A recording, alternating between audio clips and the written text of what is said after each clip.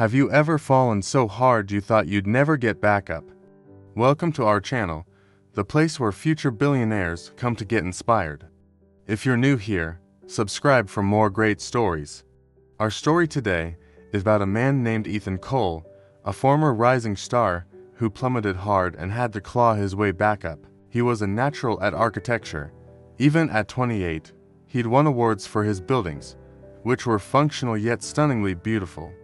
But by the time he turned 35, his career lay in ruins. A big project had gone wrong. The building he'd overseen had developed huge cracks to cost-cutting by the company funding it. Ethan had warned them, but in the end, the blame fell on him. Lawsuits followed. His reputation was trashed. Clients pulled away. Suddenly, Ethan couldn't find any work.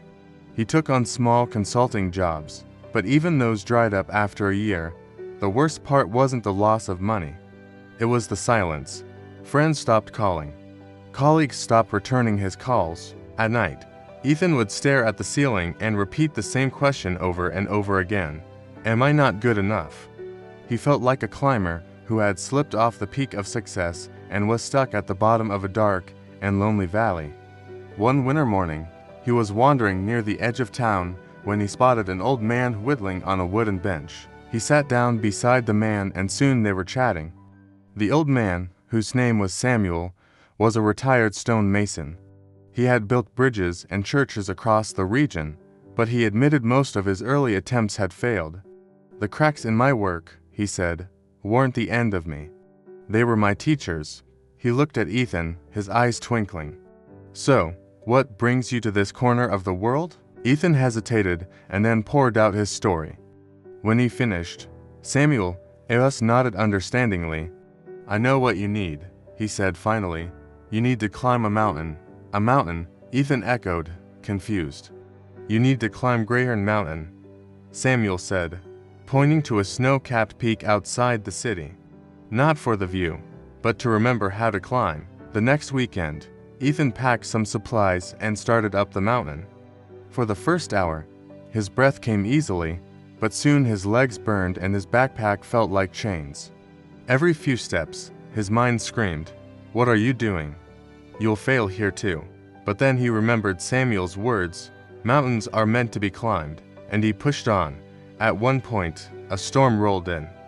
The wind howled like a banshee and the snow blinded his vision. Again, he thought about turning back.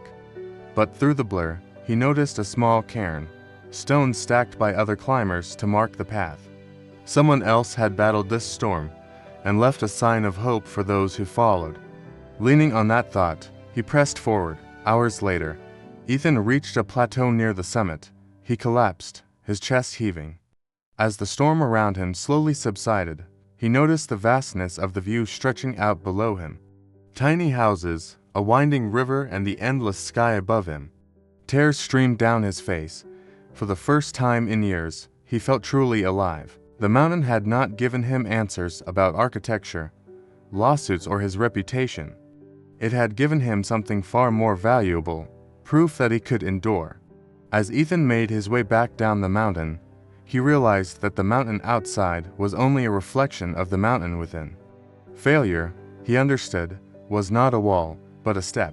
The real danger was not in falling, but in refusing to get up. Back in the city, something had shifted inside Ethan. He walked a little taller, his eyes searching for possibilities instead of pity. He started sketching again, designing structures inspired by his climb. His buildings became known for their resilience, using flexible materials and designs that bent but didn't break. He proposed projects that symbolized endurance and growth. At first, clients were hesitant, but Ethan's passion was infectious. Soon work began to pour in.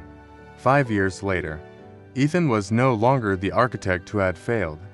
He was the visionary who redefined strength in design. Years later, Ethan visited Samuel again. The old man was frail, but his eyes still sparkled. He showed Samuel his newest project, a community center built at the base of Greyhorn Mountain. It's for people to gather, to learn and to climb together, both physically and metaphorically. Samuel's lips curved into a smile. You've carried your mountain well, he whispered. No, Ethan replied. I learned to climb it. Do you have a mountain you're struggling to climb? Share your story in the comments below.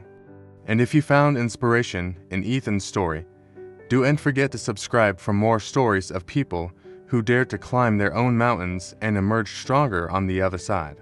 Until next time, remember, mountains are meant to be climbed.